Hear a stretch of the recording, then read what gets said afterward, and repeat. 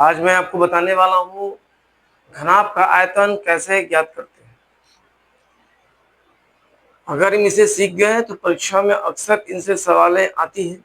अगर इन सवालों को आप सीख गए बनाना तो आसान हो जाएगा आपके लिए। तो बहुत कम समय लेते हुए मैं इसे स्टार्ट करने जा रहा हूँ। आप इसे देखिए और सीखें। पिछले बार मैंने सूत्र बता दिया था आप लोग को। अब जो बताने जा रहा हूँ वो है आज घनाभ का आयतन, जो कि आप इस पर देख भी रहे हैं प्रश्नों को। प्रश्न किस कदर होगा ये आप देख लें। प्रश्न हो सकता है आपका एक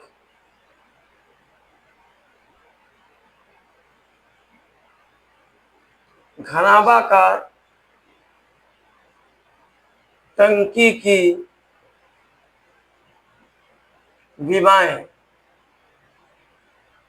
8 मीटर, 6 मीटर और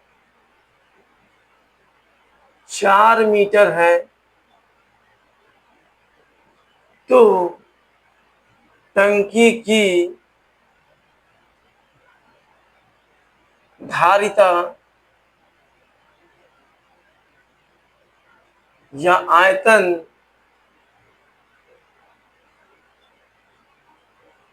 ज्ञात करें। इस तरह प्रश्न होंगे आपके। मैं फिर से प्रश्न पढ़ दे रहा हूं।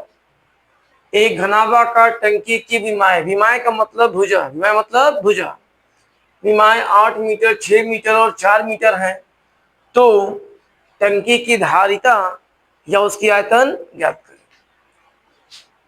समय कम लेते हुए मैं इसे बनाने जा रहा हूं। सबसे पहले बनाने से पहले आप प्रयास कीजिए कि एक ऐसा पिक्चर्स हम बना दें। और समझ सकते मैंने पढ़ाया था यहाँ पे L, ये B और ये भाग H होता है। आपकी लंबाई दी है 8 मीटर, चौड़ाई 6 मीटर, ऊंचाई 4 मीटर।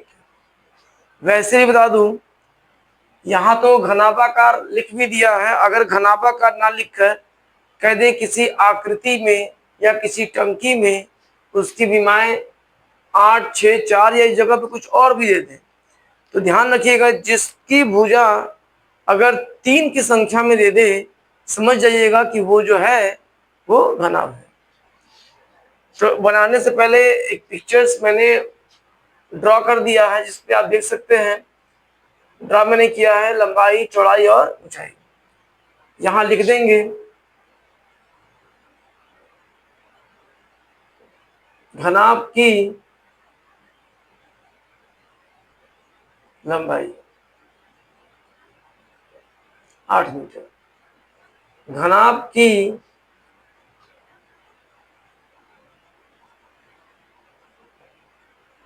चौड़ाई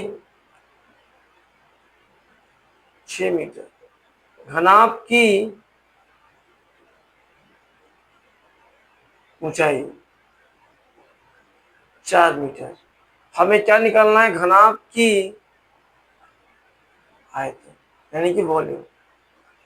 सूत्र होता है लंबाई गुने चौड़ाई गुने ऊंचाई। ये भूलने की जरूरत नहीं है, बहुत इजी सूत्र है, इसका फॉर्मूला है। घनाभ का आयतन कहते हैं लंबाई गुने चौड़ाई गुने ऊंचाई। तो लंबाई जो है वो हमारी कितनी है? 8 मीटर। चौड़ाई जो हमारी है वो 6 मीटर और ऊंचाई जो हमारी है वो 4 मीटर। इसमें से गुना कर दिया जाए।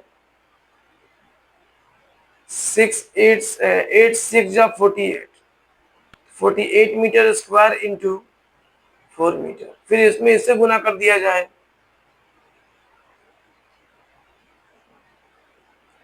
192 मीटर क्यूब।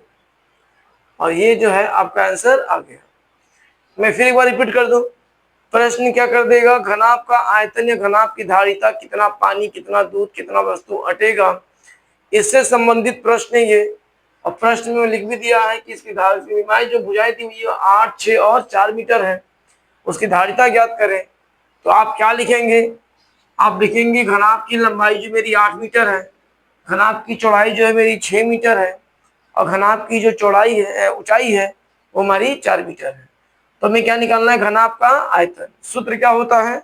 सूत्र को मैं फिर एक बार रिपीट कर दूं। सूत्र है लंबाई गुने चौड़ाई गुने ऊंचाई। लंबाई की जगह लंबाई के मान, चौड़ाई की जगह चौड़ाई के मान, ऊंचाई की जगह ऊंचाई के मान। 8 में 6 से गुना करेंगे तो 48 meter square, meter meter into meter square into 4 meter. फिर 48 में 4 से इंटू करेंगे, 4 8 जा 32, 3 4 4 जा 16, 16 में 3 जोड़ देंगे, 19 192 मीटर क्यूब। इस प्रकार आपका ये घनाभ का आयतन का उत्तर आ चुका है। आप इसे एक बार देख के सीख लें, बनाएं। 8 class, 9 class, 10th class competitive batch के बच्चे भी इसे बेशक हल कर सकते हैं। ऐसे प्रश्न आए, घबराने की जरूरत नहीं है। आपको सिर्फ देखना है क्या मांगा है, धारिता या आयतन। दोनों में कुछ भी कह रहा है, आपको इस सूत्र का प्रयोग करना है और आंसर लगा देना।